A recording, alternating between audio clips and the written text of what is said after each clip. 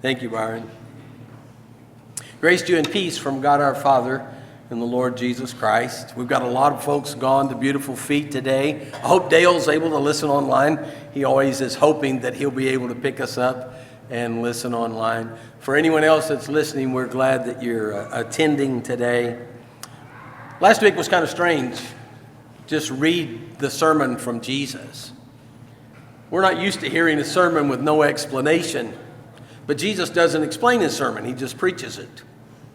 And when he preaches his sermon, he leaves people with all those questions that you left here with last week. Some of you said, well, that wasn't church. And some of you said, wow, that was great. And you had that issue, that problem. What do we do with the sermon of Jesus in his own voice? The authoritative King of Kings and Lord of Lords just comes and preaches a sermon to us. And so in typical church fashion, today we'll stop and talk about it. I don't think I can explain it, but it's something we can't just leave hanging in the air continually. It's something we have to deal with, something we have to wrestle with. If you're looking for a key word for your kids today, it is the word righteousness. Byron had it several times from Isaiah 61. It's going to be the word righteousness is a key word of what we're after. Jesus in the Sermon on the Mount is going to end us near 633. Seek first the kingdom of God and his righteousness, and all these things will be added to you. And as we begin the lesson, we look at a few things. Jesus has a crowd. The crowd has come together. See, is this not as loud as that is? Turn me up a little, Peter. Turn me up a little, Peter. Turn me up a little, Peter. Turn me. There we go. Now we're cooking. Cook a little more. Let's cook just a little more. Can you hear me? Now you can hear me. All right. Thank you. If I'm too loud, then just hold up both hands. No one will do that in the church, so I've got it made. Nobody's going to be holding up two hands around here. Anyway, Jesus healed a lot of people at the end of chapter 4, and then the crowds start to come together. He has been righting the wrong of dis-ease, and Jesus is taking their bodies and making them well, and a crowd is gathering together. And when the crowd gathers together, Jesus goes up on the mountain and sits down so he can talk to the audience. You see, he had a message for them. The message wasn't the healing. He cares about our bodies, don't misunderstand me, and I appreciate us praying continually for the health of people. But Jesus has a sermon. And when Jesus starts his sermon, all the people think he's crazy. Here's what he said. He opened his mouth and began to teach them, saying, "Blessed are the poor in spirit, for theirs is the kingdom of heaven." What did he say? What's this preacher talking about? We all know that blessed are the wealthy and the healthy. They're the ones that are blessed. Blessed are the wealthy and the healthy. They did what God told them to do. I have heard preachers today who would simply say, go borrow $1,000 if you have to and send it to me and the Lord will bless you. He expects people to understand the blessing comes when you pay it out. And when you give, if you don't have all you want, just borrow some more, send it to me, and God will give you some more. That's how it works, right? That's how the preacher gets wealthy, I'll tell you that. But it's not how the church gets healthy. But if we're not careful, we'll buy into that reasoning, won't we? We've been conditioned to do that since the earliest parts of Scripture. Job, good old Job, contemporary with Abraham. All his friends come to him. Job, we don't know what you did, but you did something wrong, or you wouldn't have lost everything you've lost. Your crops and your animals and your kids. You wouldn't be in the shape you're in if you were being blessed by God. We don't know what it was, but God has a target on your back and he is coming for you. And Job says, no. Me and God are tight. We're okay. It's not about that. But who are the poor in spirit? Blessed are the poor in spirit, for theirs is the kingdom of heaven. The best illustration I ever heard of this was by Randy Harris out at ACU. Great theologian in our brotherhood, retired from teaching full-time now, but he used a word. I'm not a Hebrew scholar. The word was anawim. The anawim. In trying to help me understand who the poor in spirit are. And you've heard me speak of it before, but there are a lot of new faces here today, so I'll preach it again. It's the anawim. Just what was an anawim?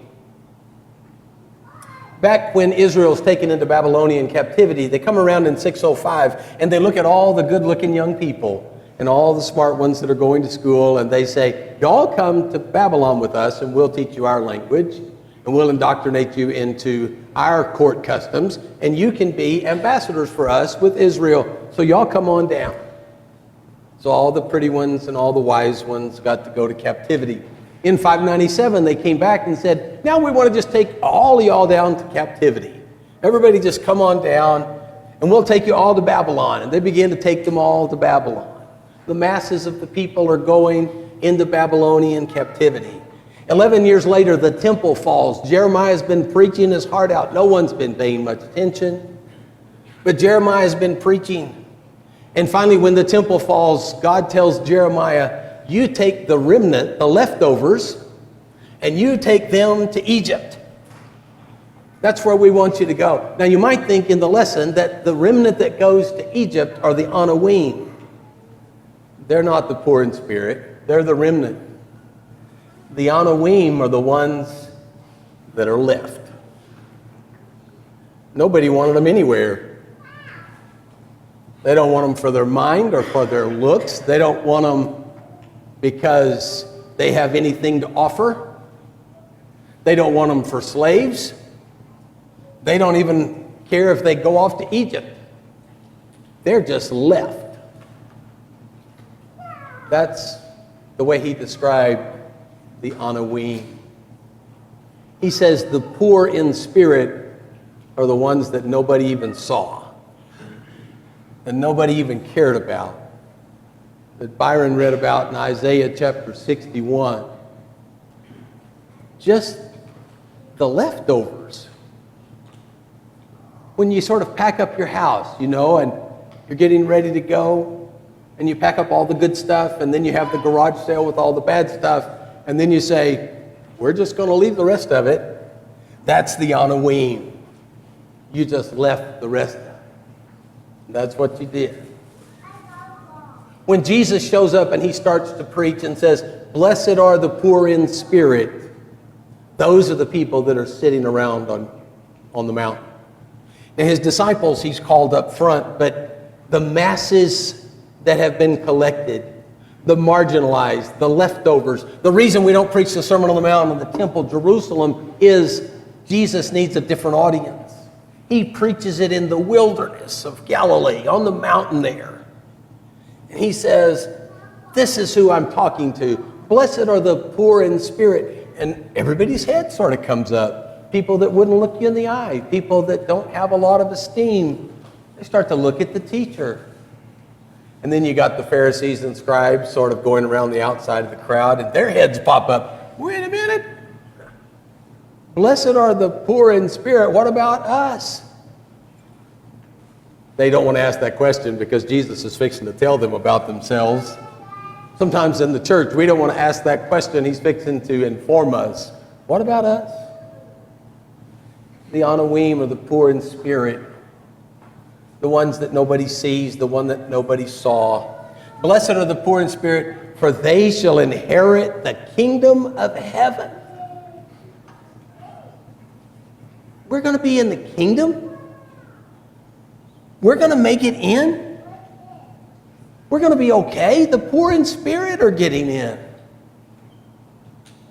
Blessed are those who mourn, for they shall be comforted. Follows right along with the Isaiah passage.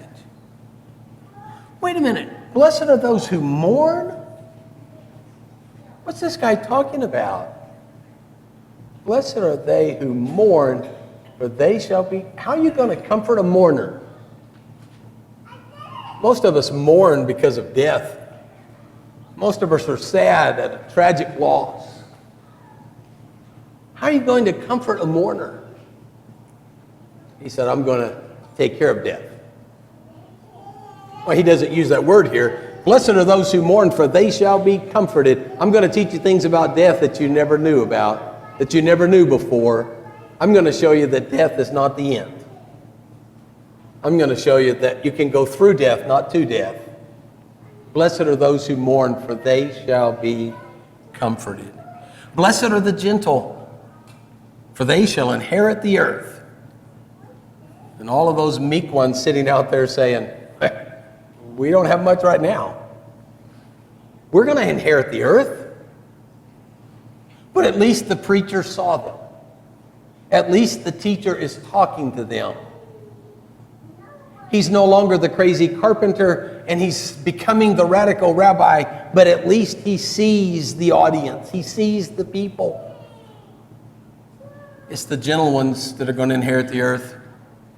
It's not the one that makes the most noise. It's not the one that yells the loudest or has the greatest power.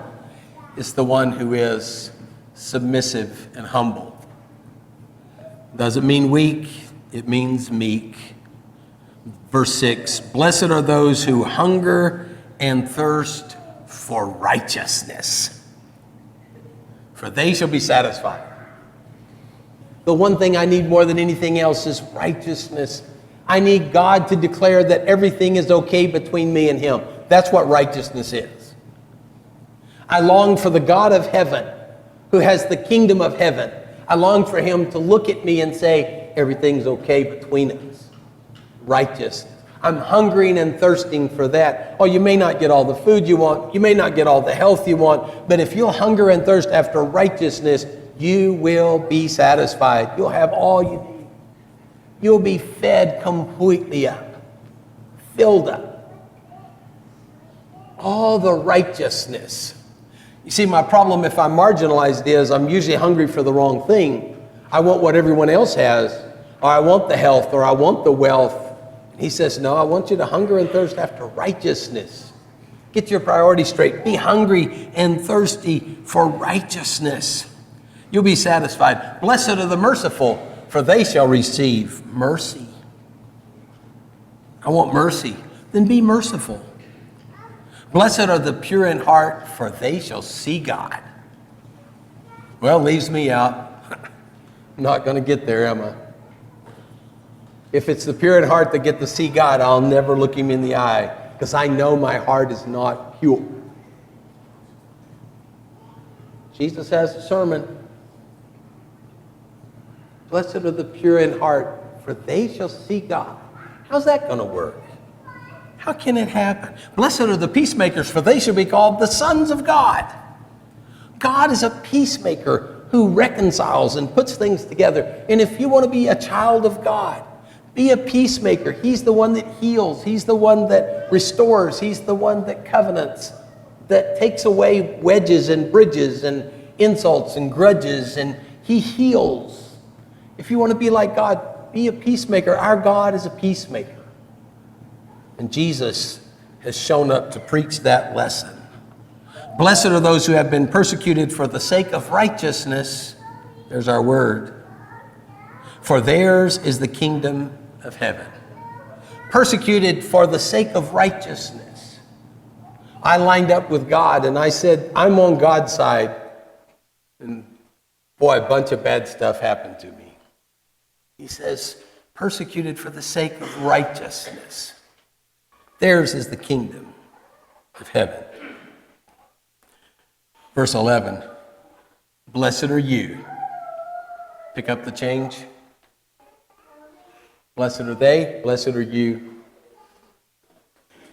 Blessed are you when people insult you and persecute you and falsely say all kinds of evil against you because of me. Rejoice and be glad, for your reward in heaven is great, for in the same way they persecuted the prophets who were before you. You're in good company. You know you're on the right team. You know you're playing with God on your side. But they're persecuting me. Yes, because you aligned yourself with me. Because you came and heard my sermon. But Jesus has got his audience and his disciples are listening and the crowd is hearing. He says, then, here's what your purpose is. You are the salt of the earth. But if the salt has become tasteless, how can it be made salty again?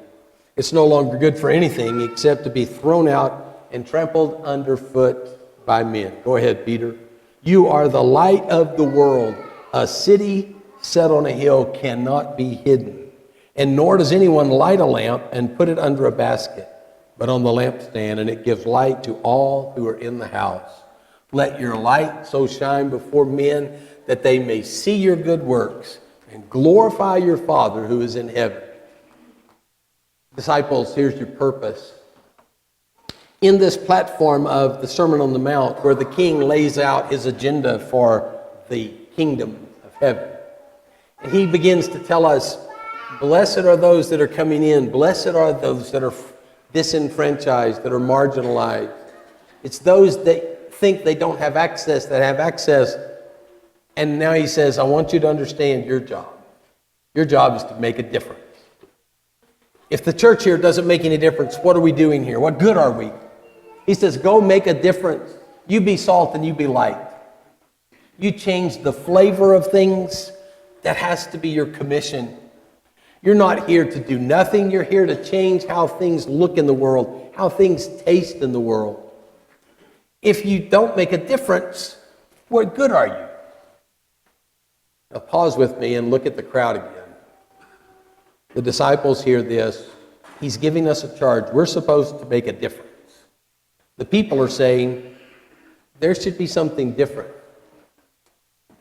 But those on the outer edge, the Pharisees and the scribes, he has just said, if you don't make a difference, what good are you? What benefit to Israel is the leadership serving if you're not helping the people be the people of God? If you in your self-righteousness as scribes and Pharisees are not making a difference in the world and it looks like everything else. Now they're probably not hearing it that way, but Jesus is starting to lay it on them that way. Everyone hears this and everyone gets to apply it from where they are. And maybe you need to apply it in your life today. If you're not making a difference, why not? You're a different person. You believe in Jesus. You're following after Jesus. You make a difference in the world. You shine. Let your light shine before men in such a way they'll see your good works and glorify your Father who is in heaven. It's like Pat talking about taking Jesus into school. Take him to work with you. Let your light shine wherever that is necessary, wherever it is possible. Make a difference. Don't be a bump. Do something. Do something vital and critical and share the message of hope. He says, you're here to make a difference. Jesus shows up in the world and everyone comes to the wilderness to look at him. Why aren't they enamored with the preaching in Jerusalem? Because it doesn't matter anymore. It's sold out to politics. It's getting along with Rome. It's no longer about the righteousness of God. It's about keeping the status quo and church in Jerusalem being church in Jerusalem. And as long as we leave the Jews alone, the Romans alone, they'll let us have our high priest. They'll let us keep worshiping. So we're not going to rock the boat. Jesus looks at the crowd and he says, God sent us here to make a difference. If you don't understand that, you're probably not going to get verse 17 through 20. Do not think that I came to abolish the law or the prophets, Jesus says. I did not come to abolish, but to fulfill. I didn't come to abolish, but to fulfill. For truly I say to you, until heaven and earth pass away, not the smallest iota or stroke shall pass from the law until all is accomplished. Whoever then annuls one of the least of these commandments and teaches others to do the same shall be called least in the kingdom of heaven. But whoever keeps and teaches them shall be called great in the kingdom of heaven. Jesus is not trying to put the fear of God in the disciples. You're not going to be good enough. Don't let any of the commandments slip. Don't let any of them fall. He's preaching to the Pharisees and the scribes who have modified the law, who have changed what the law is about. They have annulled the law. They've told the people that how they live doesn't matter and that God really doesn't change that much. And Jesus eventually is going to say, look, they're sitting in Moses' seat. You can do what they're saying, but don't do what they're doing. They're not safe guides. They're blind guides, and they'll lead you into the pit every time.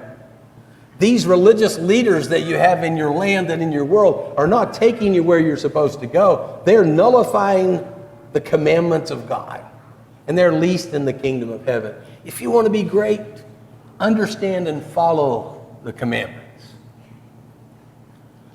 But don't put your righteousness there. Verse 20, for I say to you that unless your righteousness surpasses that of the scribes and the Pharisees, you shall not enter the kingdom of heaven. Now, wait a minute. Who's this guy to preach this way? Who's this guy? We have to be more righteous than the religious? I mean, if you are one of the Anawim sitting in the crowd looking at the wealthy and the scribes and the academics and the Pharisees on the outside, you're going to say, if anyone in this crowd is closer to God, it's them. And Jesus says, no way. Your world is all upside down. You're listening to the wrong voice, hearing the wrong thing. You're not hearing. The meek shall inherit the earth, not those guys. The Anawim, the poor in spirit, you guys are closer to God than they are. They're misleading you and taking you away. Unless your righteousness surpasses their righteousness, you're not going to get there. And by the way, you won't ever get there on your righteousness either. Jesus is never going to declare that. He is going to become for us wisdom and righteousness and justification, according to 1 Corinthians chapter 1. When I started working this, I sat down and read all of Romans 1 through 5. I won't do that to you right now, but I'll ask you to go home and read at least 1 through 3. Read all of Romans 1 through 3 because he tells us about righteousness. He tells us about how we attain righteousness, how righteousness is gifted. And the only way it can be gifted is because of verse 17. Do not think that I came to abolish the law and the prophets. I did not come to abolish, but to fulfill. No one who has ever lived has kept the law. I'm going to keep the law. I'm going to fulfill it. I'm going to do it. The thing that I'm asking of you, I'm going to perform that. I'm going to do it. And your faith won't be in the fact that you attained righteousness, but in the fact that I was righteous. I'm going to keep it. I'm going to do it all. Next week, we'll move into that next wonderful section. You've heard that it was said, but I say to you, reread that with the lens you have now. He's talking to those on the outside of the crowd. You've heard that it was said, thou shalt not commit murder, but I say to you, if anyone is hating his brother, speaks evil of his brother. And we'll talk about how Jesus is teaching us in the Sermon on the Mount the message that is there. Boy, those Jews had it easy. All they had to do was not kill someone. If I think about doing it, I'm guilty. Well, that's the tease for next week. I want you to think about righteousness. Seek first the kingdom of God and his righteousness. All these things will be added to you. Jesus in his Sermon on the Mount declares that God is accessible to all who will follow him and pursue his righteousness. Anyone, everyone. the middle of the crowd, the ones sitting down front and the ones at the back. Anyone that will come to me and pursue righteousness of God, you can be satisfied. What are you hungry for today? Are you thirsty for the righteousness of God? Or do you just want to do church and make sure everybody leaves you alone? Or do you just want to be one of the Christians in Springtown and not really rock the boat too much, not really make too much difference in the world? Or are you going to be a disciple that is salt and light, that transforms and changes every environment you walk into because Jesus is with you and has changed who you are? Go make a difference. That's our challenge. The difference is we're going to take the righteousness of God and share it with everyone around us. Where the religious leaders of the Jews said, we wish you had righteousness like we have it. Don't ever be self-righteous. Always be pursuing righteous, longing for that righteousness that God gives. If God says you're okay, what a way to get up. Imagine how that crowd felt in Jesus' day. For those on the outside, I'm sure they got the sermon. I don't know if I'm comfortable with this message. And those in the middle said, wow, we've never been included in the sermon before. No one ever said that we could get up and go home, children of the kingdom. We always thought we were the leftovers. And Jesus says, you're the ones I came for. As together we stand and sing.